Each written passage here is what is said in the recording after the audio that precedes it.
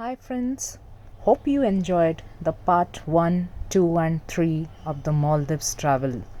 So, here finally we have arrived at part 4, where I'll take you through all the important COVID guidelines and how to plan a trip all by yourself without taking the help of any travel guide or any travel agency. And yes, that will be a very economical trip because you don't have to pay the middlemen exactly. So what we did now before going to Maldives, we just browsed through some guidelines on the Maldives government portal. I'll provide you the link in the description as well for it. So you can go through it and go through the recent travel guidelines. We traveled towards the end of September where when there was no rain. So people usually say the best month for traveling to Maldives is from end of October till mid of April because there is no rain as such and climate is not very humid or hot. So, but since I had a few holidays and I didn't want to leave the opportunity of actually traveling out of town after so long, such a long COVID break. So, I thought I'll utilize the opportunity and take a few days break out of the town. So, from Mumbai to Maldives, if you are traveling, so make sure you have at least 3 days in hand to stay in a resort, any private island resort. I was staying in a private island resort. That was my preference completely, but a lot of people also go and stay in local island, which they feel is very economical. And but local islands come with their own restrictions. You can't wear swimwear or you can't drink in the island because Maldives being a Islamic republic basically. So only in private resort islands you are allowed to roam freely, wear anything you like, not naked. I mean, it's not a naked island. Any of the island is not a naked island. So you need to wear your swimwear at least and can roam freely. Dressing is usually casual, and don't forget to pack a few pair of slippers with you and don't carry heels please. It will be of no use for you. I know we all love hills a lot, but yeah, that won't be of any use for you in Maldives, especially.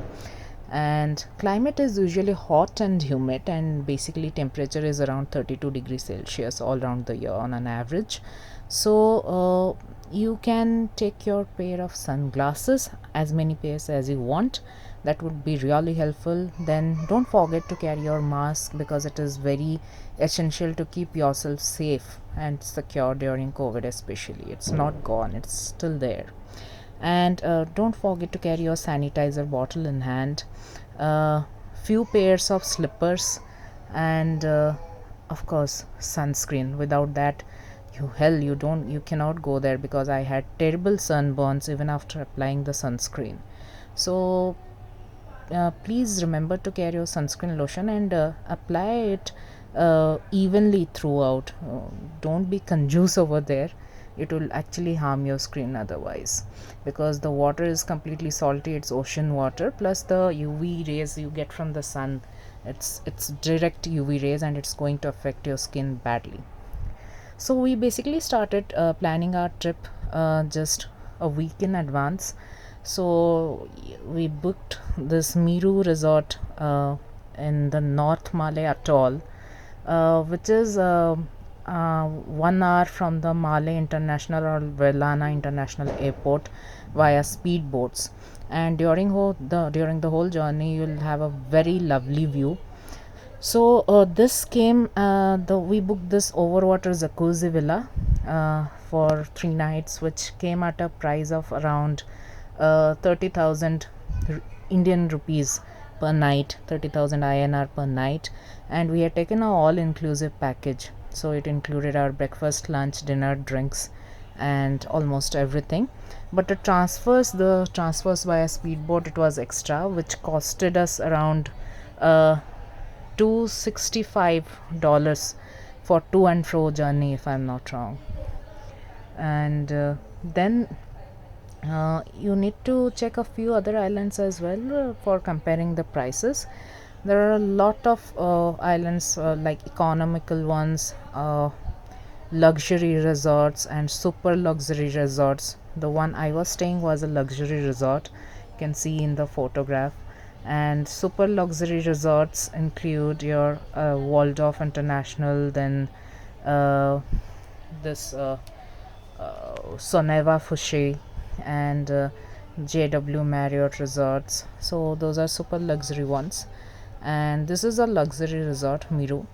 And suppose booking a resort, I had directly connected with them to understand like how's the check-in procedure, what all documents do they want. So they are easily communicating in English, so that's not a problem. And what all currencies do they accept? We had a few Swiss francs with us because my husband was back from Switzerland and he had a lot of Swiss currencies with him. So we asked them and they were okay to take Swiss francs as well. And still then we had exchanged a few dollars and carried it with us, USD, which is widely acceptable. But apart from that, if you still have euros or Swiss franc or even a few other currencies which are widely acceptable, that is taken by them, but INR is not accepted. So then we booked our flights. It costed us around 10,000 INR per head per journey. So to and fro costed us around 45,000 including tax in Vistara, and it included our meals as well, as Vistara always gives the meals.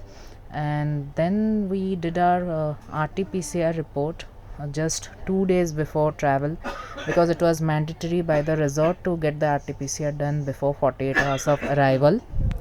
And you need to be double vaccinated to make sure you have taken two doses of Covishield or Covaxin or whatever vaccine you are taking, and after 15 days of the second dose only you are allowed in the resort.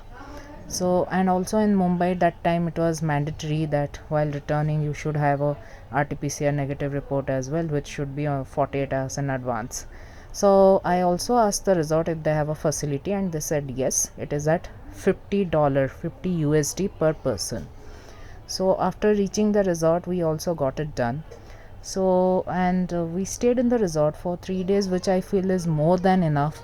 If you stay for one more day you'll get bored, literally bored, because resort or island hopping is not allowed now in Maldives because of COVID, so that you cannot do. So don't plan a trip for more than 3 days if you actually want to enjoy and not getting bored, because we Mumbaikars usually normally we get bored very easily, having a very fast life over here in Mumbai.